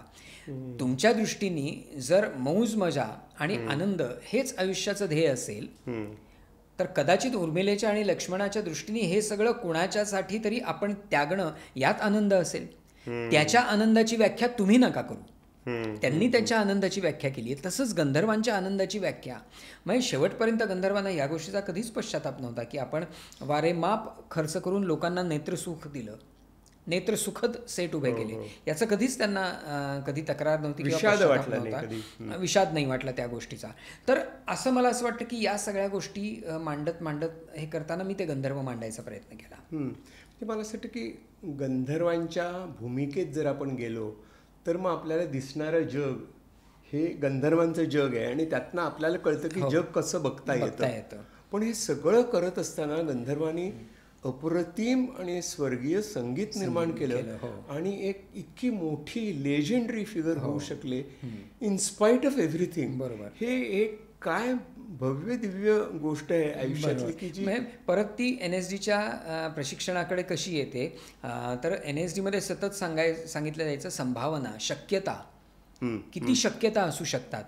तर या सुद्धा जगण्याच्या शक्यता आहेत ना. अशा पद्धतीने म्हणजे माझं जगण्याकडे बघण्याचा जो एक दृष्टिकोन आहे, मी ज्याला सुख मानतो, मी ज्याला आनंद मानतो, त्याची मोडतोड करून तू त्याच्या दृष्टिकोनातनं पाहायचा प्रयत्न कर की सुख कशात आहे आणि आनंद कशात आहे, किंवा दुःख कशाला मानतो. तर अशा पद्धतीचं मला असं वाटतं की परत एकदा ही सुद्धा जगण्याची एक शक्यता आहे बरं का, ती तुझ्या आवाक्यातली नसेल, तू त्याला पुरा पडू शकणार नाही, तू ते भोगू शकणार नाहीस. पण अशी माणसं आहेत की ज्या पद्धतीने ते जगतात आणि तशा पद्धतीचं जगणं सुद्धा ते स्वीकारतात. तर अशा पद्धतीने माणसाकडे वेगळ्या नजरेने पाहण्याची दृष्टीच अशी माणसं आपल्याला देतात आणि जग आणि जगणं यांचं एक वेगळं आकलन आपल्याला देतात. मला वाटतं की बालगंधर्व सिनेमा बघताना आणि कादंबरीमध्ये पण असं वाटतं की हे आपण कुठच्या जगातलं बघतोय, हे काय आहे, इतका मोठा प्रश्न पडतो. त्याचा उलगडा असा होतो की ते त्यांच्या नजरेतनं बघा, म्हणजे ते जग तुम्हाला समजू शकेल. आणि माझंच जग बरोबर आहे असं नाही, तर ते जग त्यांनी निर्माण केलेलं आहे, त्यांच्या जगातले ते हिरो आहेत. मला असं वाटतं की जी कॅम्बेलची हिरोची जी मिथ आहे ना, ते जगणं आहे, ते जगणं त्या हिरोचं आहे असं वाटतं. बरोबर. म्हणजे जसं हेमिंग्वेनी सगळ्या कादंबरीकारांना किंवा सगळ्याच सर्जनशील मंडळींना सांगितलेलं आहे की म्हणजे तो असं म्हणतो हेमिंग्वे की तुम्ही जज नका करू, ट्राय टू अंडरस्टँड. म्हणजे रायटर इज नॉट टू जज, ही इज टू अंडरस्टँड. मग तुम्ही जज नका करू, त्यांनी चांगलं केलं की बरोबर केलं, तुम्ही समजून घ्या तो ते करत असताना कसा होता, कशा स्थितीतनं तो जात होता, तर तुम्हाला काहीतरी वेगळं हे करता येईल. नाही तर तुम्ही तुमच्या जगण्याच्याच मोजपट्ट्या त्याला लावाल आणि तुम्ही म्हणाल की हे काय, हे लेखकांनी करता कामा नये. आणि ते मला असं वाटतं की इन्शाअल्लाहमध्ये लोक जेव्हा म्हणतात की खूप समतोल साधलाय, तर मी समतोल वगैरे साधला नाही, मी प्रत्येकाला समजून घ्यायचा प्रयत्न केला, मी जज नाही केलं. येस, हा बरोबर आहे की हा चूक आहे. इंडीड, ते अगदी नक्कीच जाणवतं. म्हणजे अशरफ मियाँ सुद्धा जेव्हा ज्याला काय म्हणतो आतंकवाद आणि कर्मठतेचा पक्ष जेव्हा घेतात, तेव्हा ते तसा का घेत आहेत हे समजून घ्यायचा मी प्रयत्न केला की त्यांची जडणघडणच जर अशी झाली असेल, त्यांना हे माहीतच नाही की बुरखा, ट्रिपल तलाक, हलाला या बेड्या आहेत, हे त्यांना माहीतच नाही. त्यामुळे म्हणजे आंबेडकर म्हणाले होते की गुलामाला बेड्यांची जाणीव करून द्या, तो आपोआप बंड करून उठेल. पण अरे ह्याला अजून कळलेलंच नाही की त्या बेड्या आहेत, त्याला ती आभूषण आहेत असं जर वाटत असेल तर आपण ते समजून घेतलं पाहिजे असं मला वाटतं. अभिरामी, माझा आरोप आहे असं आहे की आत्ता जे तू सांगितलंस की नॉन जजमेंटली बघा, हे माइंडफुलनेसमधनं चोरलं आहे असं वाटतं. माइंडफुलनेस मी टीचर आहे आणि मी सतत म्हणत असतो की हिअर अँड नाव मध्ये जजमेंट नसते, मी इथे आणि आत्ता आहे, हा श्वास आत्ता माझा आहे. ते हे नाटकातनं असं मोठं नाटकाबद्दल तेच म्हणतात की नाटकाची गंमत काय, ते आत्ता आहे, म्हणजे ते तुम्हाला कुठे कॅप्चर करून ठेवता येत नाही. म्हणजे नाटक शूट करतात लोक, पण तो जो क्षण आहे आत्ताचा, तो क्षण तोच क्षण आहे, तो तुम्हाला कॅप्चर नाही करून ठेवता येत. हे नाटकाबद्दल आत्ता आणि इथे यामध्ये नाटक सामावलेलं आहे आणि ते परत परत घडत असतं. आणि ते उद्या जेव्हा ते घडेल तेव्हा ते तिथेच घडेल, पण तो आत्ता आहे आणि तो दिवस आहे असा. त्यामुळे प्रत्येक वेळेला नट सुद्धा काहीतरी वेगळं करायचा प्रयत्न करतो, नटाला सुद्धा काहीतरी वेगळा अनुभव होतो. म्हणजे अनेक नट असं म्हणतात नाही की अरे या वाक्याला अशा पद्धतीचा रिस्पॉन्स येईल हे मी कधी इमॅजिनच नव्हतं केलं, पण ते करतात लोक, म्हणजे ते अनुभव येतो. मला वाटतं मिडिओक्रिटी छेदणाऱ्या गोष्टी आहेत. आणि आपण मिडिओक्रिटीला इतकं पकडून ठेवलं की त्या एका रुटीन असेंब्ली लाईनवरती राहायचं आणि मग याच गोष्टीला असायचं, याचंच वाईट वाटलं पाहिजे आणि याच्या पलीकडे मला जाताच येत नाही. याला छेद देऊ शकणारी कलाकृती असते, याला छेद देऊ शकणारी नाटकं असतात. आणि म्हणून रामायणासारखी कलाकृती आजही आजच्या लेखकांना सुद्धा आव्हानात्मक ठरते. रामायण महाभारत हे प्रत्येक पिढीला त्यांच्या त्यांच्या दृष्टिकोनातनं नवीन काहीतरी देतं, की आपल्यालाच लहानपणी नंतरच्या काळामध्ये एका वेगवेगळ्या टप्प्यांवरती रामायण महाभारत वेगवेगळ्या रूपात भेटतं. ही त्या कलाकृतीची शक्ती असते. मला आणखी असं वाटतं की मी जे मिडिओक्रिटीविषयी बोलत होतो त्याच्यामध्ये एक आत्ता तुझ्या बोलण्यात मला असं जाणवतं आहे की जर तुम्हाला काही जगाविषयी ज्ञान हवं असेल तर ते पाठ केलेलं ज्ञान त्याचा काही उपयोग नाही. तुम्ही जेव्हा प्रश्न विचारता की हे असं का आणि असं कसं आहे, हे प्रश्न विचारून मी माझे प्रश्न सोडवू शकतो आणि प्रश्न प्रश्नांची उत्तरं देणारी व्यक्ती आपल्याला शोधावी लागते. कदाचित ती कलाकृतीमधनं पण मला ती मिळू शकते. हे खूप मोठं, म्हणजे गौतम बुद्ध म्हणायचे ना की निरुत्तर राहिलात तरी चालेल पण निष्प्रश्न राहू नका. अगदी खरं आहे. निष्प्रश्न राहणं म्हणजे तुमचं संपलं, म्हणजे की तुम्ही जगत राहाल. स्टॉप. आता कोणते प्रश्न आहेत अभिराम समोर? म्हणजे काय पुढे करायची इच्छा आहे, काय करावं वाटतं? नाही, कसं आहे ना की प्रत्येक वेळेला माझ्या असं लक्षात येतं की तुम्ही काही लिहून झालं नाटक किंवा कादंबरी तर एक रिकाम पण येतं आणि असं वाटतं की झालं आता, म्हणजे आता ह्याच्या पुढे काही आपल्याला नाही. पण तो एक मधला वेळ गेल्यानंतर परत तुम्हाला काहीतरी वेगळे प्रश्न छळायला लागतात. ती खळबळ जी असते ती परत सुरू होते आणि तुम्ही परत एका वेगळ्या लिखाणाकडे आणि याच्याकडे आता काहीतरी आम्हाला काहीतरी नवीन द्या, म्हणजे अरब इस्रायल घ्या किंवा कारण काय आहे की माझी कुठलीच कादंबरी दुसऱ्या कादंबरीसारखी नाही, कुठलंच भावविश्व. म्हणजे पाहायला गेलं तर इतकं, म्हणजे मला एकाने गमतीने असं म्हटलं की 4 वेगळ्या लेखकांनी लिहिलेल्या कादंबऱ्या वाटतात या. ॲब्सोल्युटली. म्हणजे ॲट एनी कॉस्ट. आणि ही वाचताना असं वाटतं की कोण माणसं आहेत ही. बरं, आणखी एक विचारायचं की अभिनाट्यामधनं मी शब्द तो कॉइन केला, अभिनाट्य छान शब्द आहे. अभिनाट्यामधनं ते मांडण्याचं काय कारण, म्हणजे ते भाषेकरता की त्यातल्या मांडण्याची एक पद्धत म्हणून की कादंबरी गोईंग बियॉन्ड असं? हां, गोईंग बियॉन्ड हे आहे. त्याचबरोबर त्यानिमित्ताने कादंबरी अनेक लोकांपर्यंत पोचते आणि लोकांची उत्सुकता वाढते आणि लोक परत कादंबरीकडे वळतात त्या ह्याच्यामध्ये. आणि तो एक छान वाचताना मजा येते, अभिनय करायला त्याच्यामध्ये एक हे ऐकायलाही खूप मजा येते, पाहायला खूप मजा येते आणि ते असं वाटतं की घडतंय आपल्यासमोर. आणि तुम्ही जसं ते गोड खायला देऊन कोल्हापूरचं पाणी देत नाही असं होतं शेवटी, अरे अजून वाचा. म्हणजे ते अभिनय खरं, म्हणजे 1.5 तास लोक शांतपणे विदाऊट इंटरव्हल. बरं, त्यात म्युझिक नाही, त्यात लाईट्सचं काही खेळ नाही, आम्ही एकाच कपड्यांवरती बसतो आणि नुसतं पुस्तक हातात घेऊन वाचतो, तरी लोक ऐकतात. हे आम्हाला खूप त्याचा आनंद होतो. मला असं वाटतं की एक नवा फॉर्म गवसतोय असं वाटतं की आता आपण अभिनाट्याकरता काही लिहावं असं वाटतं. नाही, खास अभिनाट्याकरता असं नाही, पण मला असं वाटतं की कादंबरीचं वेगवेगळ्या पद्धतीने असं अभिवाचन लोकांपर्यंत चांगलं पोचतं, त्याचा एक छान वाटतं. म्हणजे ते सीतेवरती पण करायचं आहे विचार. इगर होता मी आता.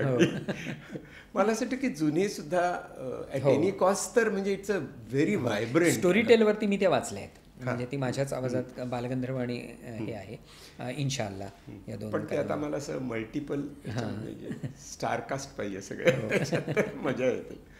पण एवढं सगळं करून अभिराम एवढे टर्निंग पॉईंट्स लेखनातले, विचारातले, विशेष करून NSD मधले प्रचंड वेगळं एक्सपोजर आणि हौशी रंगभूमीच्या पलीकडे जाऊन वेगळ्या रंगभूमीचा इतका वेगळा विचार करून अभिराम म्हणून आता काय वाटतंय? म्हणजे मला हा खूप लोक प्रश्न विचारतात की तुम्ही 45 वर्ष प्रॅक्टिस करते, काय वाटतं? कसं होतं की म्हणजे अगदी स्पष्ट सांगायचं झालं तर शांतपणे बसून आपण काय असा काही विचार होत नाही, म्हणजे की असा काही विचार कधी केलेला नाही की ते करत राहण्याचा जो फ्लो आहे ना, तो प्रवाह जो आहे, त्या प्रवाहामध्येच खरं तर मी अजूनही आहे आणि असं वाटतं की अजूनही बरंच काही आपण करू शकतो, करायला पाहिजे.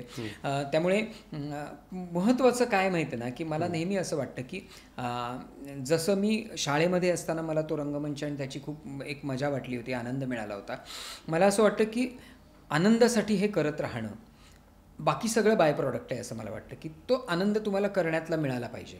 कारण तोच जर नसेल तर मग त्यामुळे हे जे आहे की बाबा नवीन काहीतरी सुचतंय, म्हणजे मी नेहमी असं म्हणतो की कितीही पुरस्कार मिळाले तरी सुद्धा तुम्ही नवीन लिहायला बसता तेव्हा ते पुरस्कार कामाला येत नाही. जसं सरकारी नोकरीमध्ये तुमची नोकरी धरली जाते की बाबा एवढं, तसं काही सिनियरिटी वगैरे याच्यामध्ये नसते. याच्यामध्ये म्हणजे पूर्वी कोरा कागद असायचा, आता कोरा स्क्रीन असतो, त्याच्यावरती तुम्हाला शून्यापासूनच सुरुवात करायची असते आणि ती एक इन्सेक्युरिटी असते की आपल्याला सुचलेलं शेवटपर्यंत जाणार आहे की नाही, यामध्ये आपल्याकडे ते काही म्हणण्यासारखं आहे की नाही, ती त्या इन्सेक्युरिटी सकट आपण ते करत राहणं आणि शेवटी तयार असलेलं प्रॉडक्ट हातात येणं, हा जो प्रवास आहे, त्यातली जी गंमत आहे ना, जो आनंद आहे ना, तोच खरं तर मला असं वाटतं की या फील्डमध्ये राहण्याचा आनंद आहे. आणि म्हणून मला नेहमी असं वाटतं की आमच्या कोल्हापूरला जी टेमलाबाईची जत्रा व्हायची त्या जत्रेमध्ये आम्ही फिरायचो की म्हणजे इकडे काय आकाश पाळणा आहे, तिकडे काय साखरेची चित्र आहेत, तिकडे म्हणजे त्या काळामध्ये एक हे होतं की दोन्ही हात नसलेली मुलगी पायाने स्वयंपाक करणं वगैरे, म्हणजे असं काही वेगवेगळं इतकं पाहायला मिळालं आणि ते सगळं आम्ही कुतूहलाच्या नजरेने पाहत राहायचो, भटकत राहायचो. तर मला असं वाटतं की आयुष्यामध्ये सुद्धा तुम्ही म्हणजे ही नजरेतलं कुतूहल कमी होता कामा नये. तेच तुम्हाला बळ देत असतं आणि तेच तुम्हाला, त्यामुळे जोपर्यंत मला असं वाटतं ना की हे कुतूहलानं मी सगळं जग आणि जगणं आजूबाजूचं बघतोय ना, तोपर्यंत मला असं वाटतं की हे मी करत राहीन आणि तोपर्यंत मला असा विचारही येणार नाही की आपण म्हणजे काय मिळालं किंवा काय हे वगैरे, ते होत राहतं असं मला वाटतं. पण ते म्हणजे मी नेहमी असं म्हणतो की हे जे कुतूहल आहे जगण्याविषयीचं, जगाविषयीचं, ते अश्वत्थाम्याच्या कपाळावरच्या जखमेप्रमाणे आपल्या आयुष्याचा एक भाग बनून राहिलं पाहिजे. ते भळभळतं कुतूहल जेव्हा तुमच्याकडे असतं ना, तेव्हा मला असं वाटतं की तुम्ही कायमच काम करत. भळभळती जखम नाहीये, भळभळतं ते कुतूहल आहे ते सगळं या याच्यामध्ये. तर ते फार महत्वाचं आहे असं मला वाटतं आणि ते जोपर्यंत आहे तोपर्यंत काही फिकीर नाही असं. माणूस म्हणून आपण जगतोय, कलाकार म्हणून आपण की त्याच्यामध्ये खूप सुंदर. पण मला एक क्युरिओसिटी आहे म्हणजे मी तुम्हाला प्रश्न विचारणं अपेक्षित नाही, पण तरी सुद्धा फ्री आहे की मी आता इतकी वर्ष तुम्ही म्हणजे मी जेव्हा जेव्हा तुमच्या क्लिनिकमध्ये येऊन बसलेलो आहेत आणि आलेली माणसं पाहिल्यानंतर मी त्यांच्याकडे स्तिमित होऊन पाहत असतो की साधा माणूस आलेला आहे आपल्यासारखाच, येऊन बसतो आणि त्याच्या इथे काय चाललेलं आहे, जे काही उलथापालथ चाललेली असते आणि ती जेव्हा ती मला दिसते आणि त्याला जेव्हा तुम्ही टॅकल करत असता, सामोरं जात असता, तुम्हाला या 45 वर्षामध्ये तुम्हाला काय वाटते की म्हणजे मला असं वाटतं की माझ्याकडे येणारा माणूस प्रत्येक तो एक म्हणजे महाकादंबरी असते. नाट्य भरपूर असतं त्याच्यामध्ये, कविता, सगळंच त्या एका माणसामध्ये सामावलेलं असतं. आणि मला असं वाटतं की ते अनरॅव्हल करावं लागतं. म्हणजे त्यासाठी तुम्हालाही एक अभिनय करावा लागतो. मला अभिनय करावा लागतो, मला क्युरिओसिटीचा अभिनय करावा लागतो. अरे काय वाटलं असेल तुला, म्हणजे मला वाटत असतं की अरे माहिती आहे मला याला काय वाटत असेल ते, पण काय वाटत असेल तुला, काय झालं होतं त्यावेळेला, म्हणजे असं त्यांना जिवंत करावं लागतं. त्यांचे अनुभव आहेत ते जिवंत करून त्यांना ते मांडून त्याच्याकडे बघण्याचा दृष्टिकोन आपण काही वेगळा देऊ शकतो. जसं मृगजळ आहे हे समजायला पाहिजे. मनात येणारे विचार, विचित्र विचार लाटांसारखे असतात, ते येतात आणि परत जातात. याचा अनुभव तू घे. अनेकदा मी असं करतो की तू खूप गोंधळलायस ना, आपण चल दोघं बरोबर श्वास घेऊया. साधी गोष्ट आहे, काहीच नाही आहे, काही कष्टाची गोष्ट नाही आहे. तू श्वास घेतोयस, मी श्वास घेतो, पण आपण बरोबर घेऊया ना, हमदम होऊया. म्हणजे आपण एकत्र श्वास घेऊ आणि नंतर त्यांच्या चेहऱ्यावरचा जो बदल असतो ना, ते माझं मोठे रिवॉर्ड आहे असं वाटतं. की ते त्यांना वाटतं की अरे हां, तुम्ही म्हणता ते बरोबर आहे, श्वासात काही फरक नाही पडला, आहे तसंच आहे. सो हे शोधणं हा एक फरक कसा आहे की म्हणजे आम्ही काही लिहितो, कोण कुठे वाचत असेल आम्हाला कळत नाही, त्यातला प्रत्येक जण आम्हाला कळवतोच असं नाही. त्या लिखाणाने कदाचित त्याच्या आयुष्यामध्ये काही उलथापालथ झालेली असते किंवा काही परिणाम झालेला असतो किंवा नसतो सुद्धा, हे आम्हाला कळत नाही. तुम्हाला ते प्रॅक्टिकली समोर दिसत असतं की तो या बिंदूपासून या बिंदूपर्यंत गेल्या इतक्या दिवसात आलेला आहे. हे पण हे मोठं आव्हान असतं, कारण तो मार्केटमध्ये शॉपिंग सेंटरमध्ये आलेला असतो. माझ्या बरोबरच्या लोकांना सांगतो की शॉपिंग सेंटरमध्ये आले, त्याच्या मनात भीती आहे, गोंधळ आहे. तुम्ही त्याला गाईड करायचं, अरे तुला हे पाहिजे, तुला हा प्रॉडक्ट पाहिजे ना, तो उचल, घे तू, म्हणजे तुला समाधान होऊ शकेल. तर हे शोधाशोध त्याच्याबरोबर करायची आणि त्याला करायला लावायची आणि त्यातनं त्याला काय मिळतं ते बघायचं. हे कधी न संपणारं कुतूहल आहे असं वाटतं मला. आणि ते जोपर्यंत मला कुतूहल वाटतं आणि ते करण्यात मला आनंद मिळतो तोपर्यंत मी काम करत राहणार असं मला वाटतं. अनेकदा असं वाटतं की पुढे झालं तर किती करायचं, पण दरवेळेला असं वाटतं की नाही, इथे जसं ते रंगमंचावर तुम्ही जाऊन म्हणता की आजचं काय नाटक आहे, आजच्या प्रयोगात काय आहे, तसं ते आजच्या 2-3 तासामध्ये काय आहे. त्यामुळे आणि ह्याला चेकॉवने फार छान हे करून ठेवलेलं आहे की सीगल नावाच्या त्याच्या नाटकात तो हे करतो की जिस चीज का हमारे पेशे में महत्व है वो यश नहीं बल्कि सहने की क्षमता है, अपना दायित्व निभाओ और विश्वास रखो. हे त्यांनी सांगितलेलं जे तत्वज्ञान आहे ते पूर्वसुरीने काय लिहून ठेवलंय. बस आपण पोचत नाही पर्यंत. खूप छान. या सगळ्यामध्ये अभिराम पछाडलेला हे एक एकदम वेगळंच नाट्य आहे आणि त्याच्यात अभिराम आम्हाला भेटतं पण दिसतो पडद्यावर. तर ते काय आहे त्याचं स्क्रिप्ट पण तू लिहिलंयस. तर त्याच्यामध्ये काय होतं त्यातलं नाट्य आणि गंमत आहे ते काय आहे? माझं हसत खेळत नाटक महेश कोठारेंनी पाहिलं होतं, त्यामुळे मी विनोदी लिहू शकेन हे याची त्यांना कल्पना होती. तर ते मला असं म्हणाले की आपल्याला असं एक हे पाहिजे की ज्याच्यामध्ये एका माणसाच्या अंगात अनेक पात्र येतात म्हणजे याने. आणि मग आम्ही ते सगळं शोधायला सुरुवात केली आणि ह्याच्यामध्ये त्यातून पछाडलेला चा जन्म झाला की म्हणजे एक माणूस आहे आणि त्याच्या अंगात येतात म्हणजे दुष्ट भूत आहेत त्यांना ते लग्न होऊ द्यायचं नाही आणि चांगल्या भूताला ते लग्न करायचं आहे, असा तो संघर्ष होता. आणि कसं आहे हॉरर कॉमेडी हा मला फार आवडता जॉनर आहे. आणि इथे सुद्धा परत आत्तापर्यंत मी ते ज्याचा त्याचा प्रश्न देहभान वगैरे असं लिहिणारा अभिराम आणि एकदम पछाडलेला, त्याच्यामुळे मला ते खूपच वेगळ्या पद्धतीचं चॅलेंज होतं आणि त्यामुळे ते आम्ही केलं. आणि त्याच्यात सगळ्यात गंमत म्हणजे आम्ही त्याच्यासाठी वाडा शोधत होतो हे करण्यासाठी. त्यातला जो वाडा आम्ही हे केला तो खूप वाडे पाहिले आणि मग एक आम्ही ठरवलं की अमुक ठिकाणी पुण्यामधला एक करायचा. पण आमच्याबरोबर जे सेट डिझायनर होते ते म्हणाले की कोल्हापूरच्या जवळ एक वाडा आहे तो पाहायला चला. आम्ही तो वाडा पाहायला गेलो आणि अक्षरशः त्या वाड्यात प्रवेश करतानाच आम्हाला भीती वाटायची. म्हणजे आम्ही 5-6 जण होतो पण हा एका खोलीत गेलाय तो एका खोलीत गेलाय असं झालं नाही, आम्ही सगळे एकत्रच दुसऱ्या खोलीत जात होतो. म्हणजे वाडा हे एक महत्त्वाचं पात्र होऊन बसलं त्या याच्यामध्ये. आणि करायला खूप गंमत आली कारण भरत जाधवसारखा उत्तम टायमिंग असलेला अभिनेता, श्रेयससारखा उत्तम त्याचंही टायमिंग अतिशय छान, तर ते करायला खूप गंमत आली. आणि महेश कोठारे यांचं एक वैशिष्ट्य म्हणजे ते स्क्रिप्टमध्ये बदल करत नाही, ते पंच तसेच्या तसे आले पाहिजेत आणि त्याची खूप वाचनं आम्ही करतो. आणि याच्यामध्ये एक सांगण्यासारखा फार चांगला मुद्दा आहे म्हणजे माणूस कलावंत म्हणून किती मोठा असू शकतो. आत्तापर्यंतच्या सर्व चित्रपटांमध्ये लक्ष्मीकांत बेर्डे हिरो होते. लक्षा मामाला जेव्हा स्क्रिप्ट वाचून दाखवलं तेव्हा तो म्हणाला की ही भूमिका कोण करणार. तर महेश कोठारे म्हणे की अरे नाही हे तरुणांचं हे त्याच्यामुळे ही भूमिका तू करायची नाही, तू वेताळे गुरुजींची भूमिका करायची. एखादा नट म्हणाला असता मी मुख्य भूमिका करतो मी ती करणार नाही मी सोडून जातो. कोण आहे डोक्यात म्हणजे भरत जाधव. म्हणजे ठीक आहे. संध्याकाळी त्यांनी भरत जाधवला फोन करून सांगितलं एक उत्तम सिनेमा तुझ्याकडे येतोय, तारखा ॲडजस्ट कर पण हा सिनेमा कर. म्हणजे हे जे कलावंताचं जे सांगणं आहे ते लक्ष्मीकांत बेर्डेंनी त्यावेळेला हे केलं आणि ती भरतनी सोनं केलं त्या भूमिकेत, धमाल केली त्यांनी करत. स्विचिंग एनर्जी स्विचिंग आहे ना ते असं की काय म्हणजे असं कधी कट केलंय का काय नंतर काय कळत नाही पण खूप धमाल येते म्हणजे असं. आणि ना त्याचं शूटिंग इतकं भयानक होतं म्हणजे लिहिताना लक्षात नाही आलं, लिहिताना आम्ही लिहित गेलो, सगळं वाचन झाल्यावर एकदा आमच्या लक्षात आलं अरे सगळ्या रात्री आहेत याच्यामध्ये आणि ते रात्र हे आणि पहिल्या ह्याच्यामध्ये प्रचंड पाऊस. बरं तो वाडा जुना तिथे कुणी राहत नाही कुलूप, बरं तिथे रात्री कुणी राहत नाही या ह्याच्यामध्ये, त्यामुळे इथे विंचू निघतोय अचानक तिकडे साप निघतोय अशा एकदा तर पलीकडे एका बिबट्याचा आवाज आम्हाला आला होता. म्हणजे अशा भयानक वातावरणामध्ये आम्ही ते शूटिंग केलं. आम्ही पछाडलेले होतो त्या आणि सुदैवाने महाराष्ट्रालाही पछाडलं त्या सिनेमाने. खूप खूप मजा आली पण सिनेमा बघताना म्हणजे अभिनयाची पण त्याच्यात अगदी कमाल म्हणजे जे मी आतापर्यंत केलं नव्हतं म्हणजे की डान्स वीज ते सगळं मी त्याच्यामध्ये केलं. पण मजा वाटली एकूणच. खूप वर्षापूर्वीची गोष्ट. हो 2005 20 वर्षापूर्वी 2004 म्हणजे 2003-04 मध्ये त्याचं शूटिंग झालेलं असणार. त्यामुळे मला एक खूप मला असं वाटलं की हा एक चॉकलेट हिरो आहे असं मला बघून वाटायचं नाही आणि फोटोमध्ये पण असं वाटायचं की अरे चॉकलेट हिरो हा काय असं करतो नंतर. पण छान वाटलं खूप.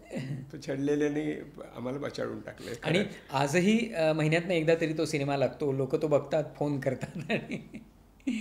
मला आठवतं आपण एकदा माझ्या क्लिनिकमधून आपण गप्पा मारत बाहेर पडलो आणि एक छोटीशी मुलगी आली ती थांबून म्हणाली पछाडलेला ना. तर मी तिला दटावत होतो नाही अरे बरोबर सांग नाही म्हणजे मला वाटलं की इतकी छोटीशी मुलगी थोडी ती अशी साधारणच होती बुद्धिमत्तेने पण तिला शिवच मला तिच्या डोळ्यातले भाव दिसले ना की अरे मला हा दिसतोय माणूस. मलाही या गोष्टीचा एक फार आनंद होतो अनेकदा की अनेकदा मला लोक तुम्ही लिहिता सुद्धा आम्ही तुम्हाला पछाडलेल्यामध्ये पाहिले त्या मला छान वाटतं, मला अगदी मजा येते. अभिराम बरोबर एक खूप छान डायलॉग झाला असं वाटतं. एक त्याच्या जीवनाची कादंबरी त्यांनी उलगडली. तो माणूस म्हणून आम्हाला थोडा थोडा समजायला लागला.